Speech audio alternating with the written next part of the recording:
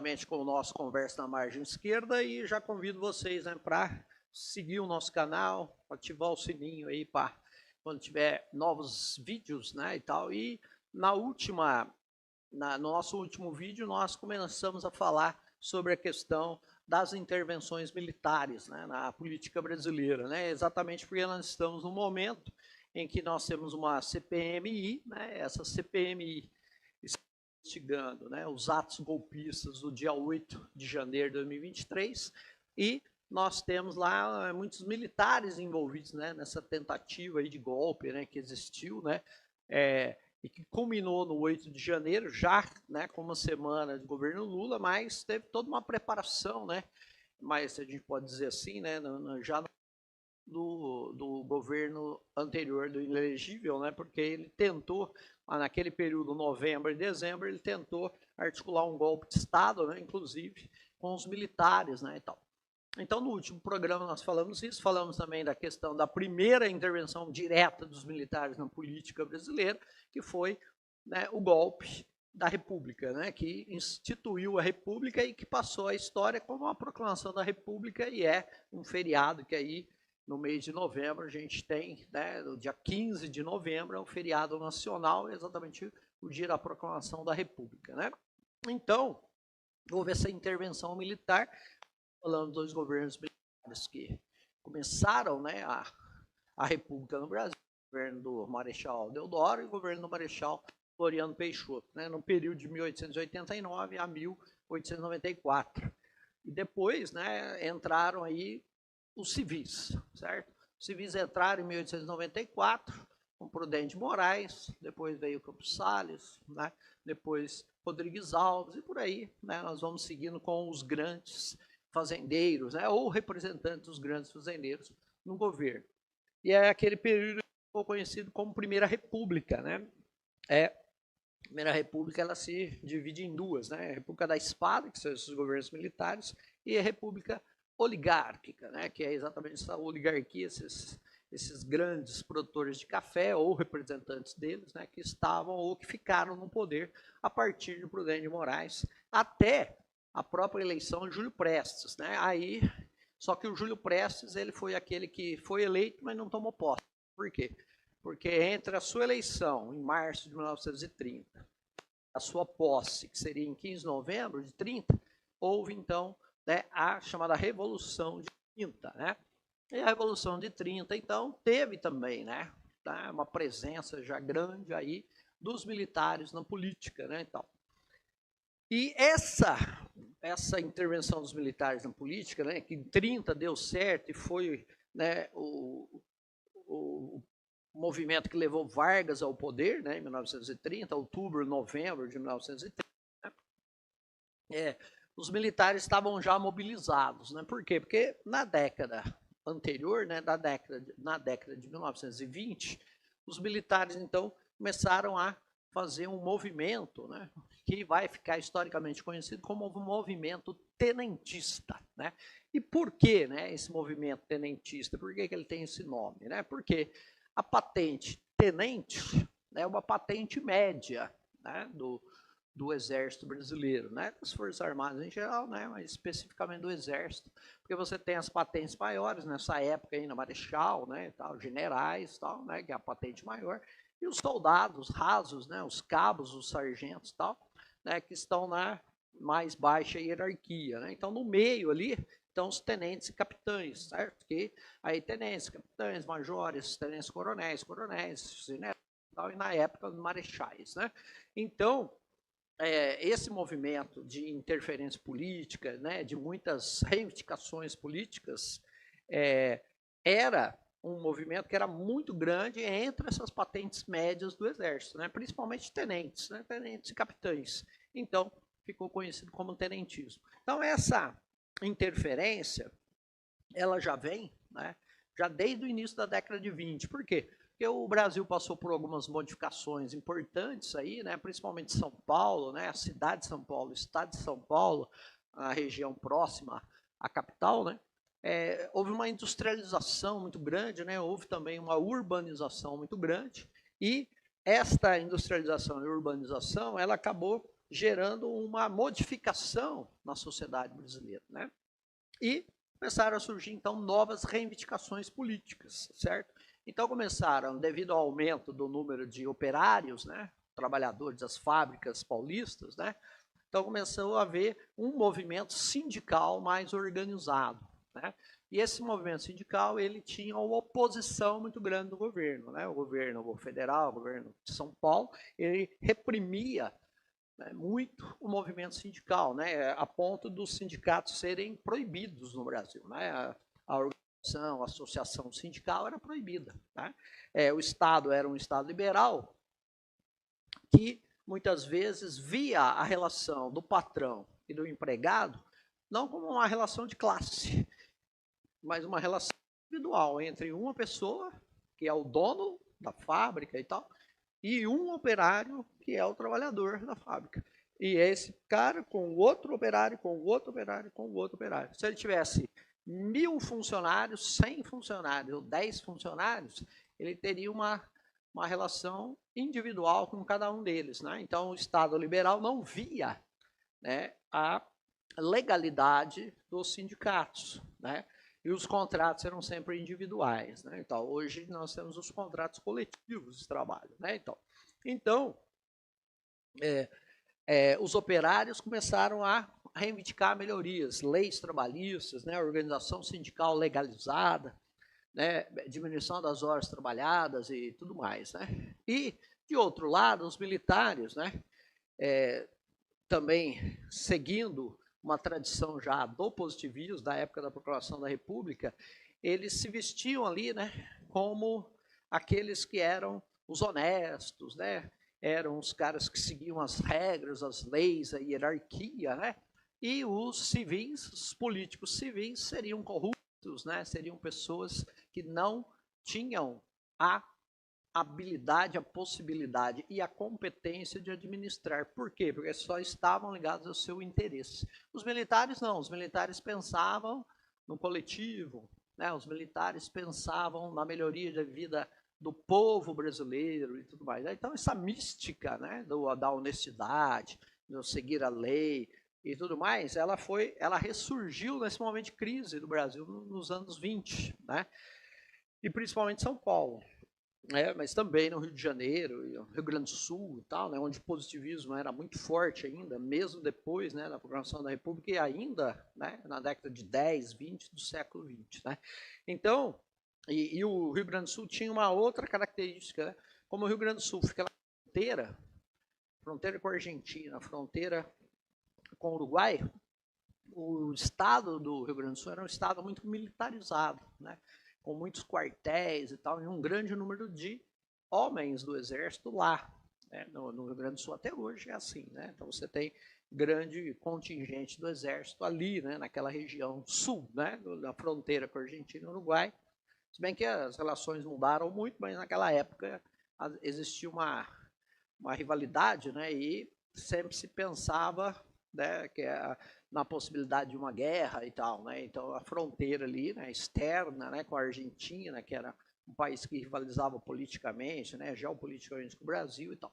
Então o Rio Grande do Sul era um estado muito militarizado, então você vai ter muitos gaúchos, né, rio-grandenses, né, envolvidos no tenentismo também. E o tenentismo então traz essa mística, né, do militar honesto, competente, que pode influenciar na política, né? Então, os militares, até de maneira contraditória aí, dos tenentes, né, então, eles começaram a querer moralizar a política brasileira, né, no sentido de acabar com a corrupção eleitoral, né, que acabar com as fraudes eleitorais que eram características do Brasil, né, na Primeira República, né, tal. E eles, então, como tem essa possibilidade armada, né, porque são funcionários públicos armados, então eles tinham também, apesar, né, da ideia de melhorar, né, a democracia brasileira com voto secreto, com o fim das fraudes eleitorais e tal, eles tinham também uma ideia meio difusa de intervenção política, né? Então eles pregavam realmente golpe, né, contra os governos constituídos, né? Né? E eles então tentavam muitas vezes, né, influenciar não apenas na política, né, como também tentar levar o país a uma ruptura mesmo das regras, das leis, né, e ter, né, efetivamente um governo militar, mesmo que não fosse pela eleição. Tá?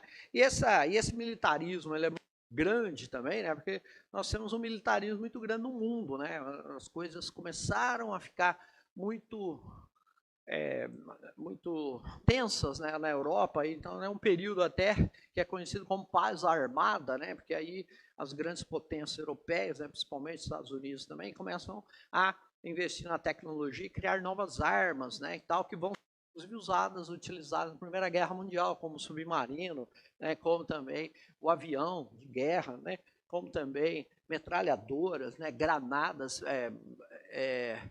armas biológicas, químicas, né, como gás mostarda e tudo mais. Né? Então, o mundo passou até 1907 por uma tentativa, né, de pacificar, né, com uma conferência de paz em 1907, né, em Haia, na Holanda, por uma conferência de paz exatamente para quê? Estava todo mundo vendo que estava se armando, cada vez mais armas.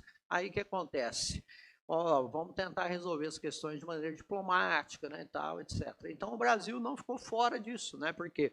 Porque o Brasil também teve, né, uma ligação muito grande ali, uma disputa, né, que também tinha aqui nas Forças Armadas Brasileiras, né, principalmente no Exército, uma influência francesa, né, e também numa influência alemã. Então nós tínhamos essa disputa, né, e tal. E o Brasil, então, inclusive nesse período, né, nós vamos ter 1910 a 1914, nós vamos ter um presidente militar, né, que é o Marechal Hermes da Fonseca, que inclusive, né, não era só também o Marechal, como também era sobrinho do proclamador da República, o Marechal Hermes da Fonseca, né? Ele era filho de um irmão do Marechal Hermes. Desculpa, do Marechal Deodoro, né? Hermes da Fonseca, que inclusive foi, né, como capitão, né, tenente capitão, foi ajudante lá do tio presidente, né, e tal. Então, nesse período, o Brasil também passou por uma reestruturação nas Forças Armadas, né, principalmente ainda, né, quando o Marechal Hermes era ministro da Guerra, como se chamava na época, né, ministro do Exército e tal, ele foi ministro da Guerra e já começou a fazer acordos, né, aí no caso com a Alemanha, né, mas no fim o Brasil vai fazer um acordo com a França, né, em termos do armamento, do treinamento e tudo mais. Né? E aí o Exército então começou a fazer essa intervenção política. Então você vai ter uma grande intervenção política já na eleição de 1922, onde o Exército Brasileiro, principalmente os tenentes, né, se colocaram abertamente e de maneira bastante violenta contra, né, a candidatura de Arthur Bernardes à presidência, né, da República, né, porque era um cara que eles diziam que era contra os militares, contra o exército e tal, etc. Né? Então houve toda uma problemática durante a eleição, né, de 1922, e até em consequência da própria eleição de Arthur Bernardes, né, os militares vão se rebelar também, né, contra o governo, né, e vão tentar fazer uma intervenção militar. Né? Então, isso ficou conhecido então, como a Revolta dos 18 do Forte de Copacabana. Né? Então, como o nome diz,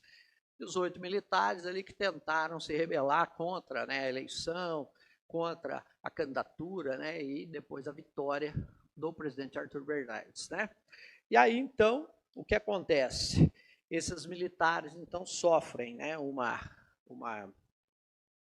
repressão muito grande, são presos, tal, são julgados e tudo mais, né? Só que isso em 5 de 1922, aí fazia exatamente 2 anos, né, dos 18 do Forte, teve uma nova rebelião em São Paulo e no Rio Grande do Sul também, né, ligando todo o sul do país também, Paraná, Santa Catarina, uma rebelião tenentista também com a ideia de derrubar o governo, né?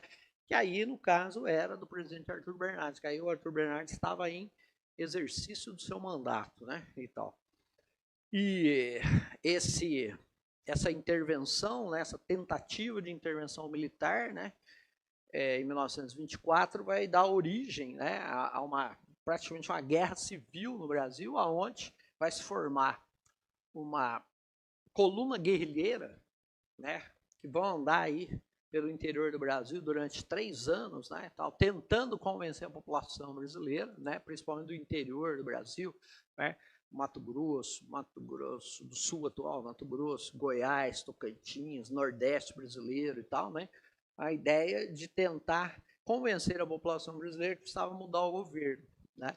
Então isso, né, que ficou conhecido como coluna Prestes, né, então eles vão, né, pegam o governador Bernardes, depois entram também do Washington Luiz, né, tal, até que finalmente, né, a coluna Prestes acaba se rendendo, né, porque ela vai, ao longo desses 3 anos e pouco, ela vai perdendo soldados, perdendo homens e tal, né, e vai então ficando cada vez menor, né, comandada então pelo ex-capitão do exército, né, que aí nesse momento já está expulso do exército, né, que era o Luiz Carlos Prestes, e depois vai se tornar o grande líder do Partido Comunista do Brasil, né? E depois do Partido Comunista Brasileiro, né? Então, Prestes, ele tem a sua origem, né, como militar, né, capitão em 1924, né, tal, e líder então desta coluna guerrilheira, desses guerrilheiros do Brasil que ficaram 3 anos e meio rodando o interior do Brasil tentando um golpe, sendo então combatidos por tropas, né, do exército todo esse tempo aí. Então você percebe que os militares, eles, apesar de não terem um projeto bem consistente e tal, eles tentavam influenciar, né, e tomar o poder, né? Então essa questão dos militares, né, tomarem o poder, ou tentar influenciar na tomada de poder, tal, na eleição e tudo mais, não é novidade na história brasileira, né? E aí, esses, então, militares da coluna Prestes, eles acabaram se exilando na Bolívia, né? A Bolívia aceitou a presença deles lá. Muitos começaram a trabalhar numa ferrovia que ia ser construída lá na Bolívia, né? E fora do Brasil, então, eles não poderiam, então, ser presos e tudo mais, né? E aí eles ficaram, muitos ficaram exilados e tal. E aí, o que vai acontecer? Com todo o processo, né, que vai ter como consequência a tomada do poder pelo Vargas, né, que é o processo conhecido como, historicamente, como a Revolução de 30, esses militares, principalmente, estavam no exílio, e alguns outros que tinham voltado ao país e tinham sido julgados, anistiados e tal, eles acabam apoiando a candidatura do Vargas, né, a presidente da República, em 1930. Né? E aí, devido a problemas que, né, existiram lá, né, depois da derrota do Vargas para o Júlio Prestes, né, depois da campanha encerrada e tudo mais, Júlio Prestes já como presidente eleito, cumprimentado pelo Getúlio e tudo mais, né, Getúlio voltou para o governo do Rio Grande do Sul, que naquela época podia, né, assim como seu candidato a vice, né, João Pessoa, voltou para Paraíba, porque ambos eram governadores, foram candidatos, né, juntos, né, houve o assassinato, então, do candidato a vice na chapa do Getúlio, já 3, 4 meses depois da eleição já, né, decidida e tudo mais, né. João Pessoa foi assassinado no Recife, né, apesar de ser governador da Paraíba, ele estava em Pernambuco, foi assassinado lá por um desafeto paraibano também, né, chamado João Dantas, e os tenentes, então, que tinham apoiado a candidatura Vargas, eles, então, começam a inflar o país, né? Começam a tornar o país uma rede, né, de grandes manifestações contra o governo, né? Contra o governo Washington Luiz, que era o que estava no final do mandato, contra a posse do eleito Júlio Prestes. Né? Então, o Brasil, a partir de outubro, né, de 1930, começou a se rebelar e tal, etc, etc. E aí o que acontece? Você tem os militares se mobilizando, né, principalmente os tenentes e tal, se mobilizando e obrigando praticamente o Getúlio Vargas, né, a liderar o movimento. Né? Inclusive, Vargas procurou Luiz Carlos Prestes, né, que estava no exílio e tal, mas o Prestes então começou a vir para a ideia mais esquerdista, comunista e tal, né? Não aceitou participar da Revolução, mas muitos membros da coluna Prestes, né, de 1924 a 1927, participaram diretamente né, da campanha do Vargas em 1930 e depois em mobilização militar entre outubro e novembro de 1930 para a tomada do poder, né, no dia 3 de novembro, né, de 24 de outubro, inclusive, de 1930, né, os militares, né, vão lá, conversam com o presidente Washington Luiz e depõem o Washington Luiz, né, e existem ali, né, até alguns relatos que esses militares, né, que tomaram ali a iniciativa de destituir o presidente, né, Washington Luiz, que faltava ali uns 20 dias, né, para acabar o mandato dele, esses caras até quiseram permanecer no poder, né, General Mena Barreto, tal, né, Almirante Isaías Noronha, esse pessoal pensou até em ficar no poder, né, então você vê como que os militares já estavam imbuídos dessa história, né, de intervenção e assumir o poder. Só que aí, né, Vargas, porque isso foi 24 de outubro, aí Vargas, ele chega, né, com as suas tropas, né, aí muito grandes, do Rio Grande do Sul, Santa Catarina, Paraná e tal, né, até depois ampliadas com São Paulo, né, que ao invés de resistir ao Vargas, eles juntaram-se ao Vargas, né, e no dia 3 de novembro, né, entre 24 de outubro e 3 de novembro, o Vargas, né, caminhou, né, foi por trem até o Rio de Janeiro, chegou lá com as tropas, aí os militares resolveram entregar o poder a Vargas, né? Então aí Vargas, no dia 3 de novembro de 1930, ele assume, né, um chamado governo provisório, né, com grande influência dos militares, né, e também com grande influência principalmente dos militares tenentistas, né, que participaram então da coluna Prestes e tal, etc., mas diferentemente do líder, não tinham aderido às ideias comunistas, né, socialistas, marxistas e tal.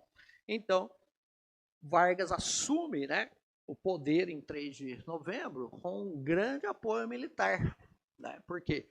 Porque ele tinha muitas tropas, né, no sul e também tinha um grande apoio de ex-membros, né, da coluna Prestes e tal, né? Ele também tinha grande apoio lá no Nordeste, Minas Gerais e tal. E essas tropas então chegaram ali e praticamente exigiram o governo para o Vargas, né, que era o líder e tal, né? Então aí, né, o Mena Barretos, aí não ia falar, então tá bom, tá, pode ficar aí para vocês, né, tal o governo. E aí, né, esses tenentes, inclusive, né, vamos dizer assim, né, já não eram todos tenentes mais, né, então, esses caras, então, começaram a ter uma grande influência inicial no governo Vargas, né, e esses caras, então, vão assumir governos estaduais, né, vão indicar ministros e tal, etc, né, então, Vargas vai ter um apoio aí, né, muito grande do tenentismo, né, e tal. E depois, né, o Vargas, ele consegue o apoio militar para permanecer no governo, consegue maior apoio militar também para combater a Revolução de 32, né, a Revolta Paulista de 32, né, e ele consegue um grande apoio militar, principalmente em 37, para dar um golpe de Estado, né, que instala a ditadura Vargas, né. Então, os militares vão cada vez mais se colocando e assumindo cargos no governo, né, federal, e vão administrar também diretamente muitos estados brasileiros, né? Então, mas essa aí é uma outra história. Nós vamos então, né, falar no próximo programa. Esse programa está rendendo bastante, vamos falar bastante, né? Porque sempre o Brasil sempre quando é notícia ruim tem bastante coisa para falar, né? Então a influência militar na política é um dessas notícias ruins aí que nós temos, né? Então nós vamos falar um pouquinho da era Vargas, né? E também depois da queda do Vargas e depois do próprio suicídio do Vargas, né? Que aí você tem também muita pressão militar, né, nesse momento, tanto para, né, a saída do Vargas em 45, que aí nós temos o fenômeno, né, de influência que foi o fato da Segunda Guerra Mundial, 39 e 45, né, então os militares passaram a ter uma grande proeminência, né, política e tal, né. Tanto é que no início dos anos 50, o próprio chefe, né, dos aliados vai se tornar presidente dos Estados Unidos, né, o general Dwight Eisenhower, né, tal. Então você passa a ter aí, né, devido à guerra, uma influência militar grande também, né, e tal. E aí os militares vão fazer sempre essas interferências, tanto para a queda do Vargas em 45, como para o próprio suicídio do Vargas em 54, né. 9 anos depois, os militares têm uma pressão muito grande que leva também, né, que bota água na fervura da crise, né, que levou ao suicídio do Vargas em 24 de agosto de 1954. Né? Então é isso por hoje, o nosso segundo programa da péssima intervenção militar na política brasileira. Então, um grande abraço, até o nosso próximo programa. Até mais.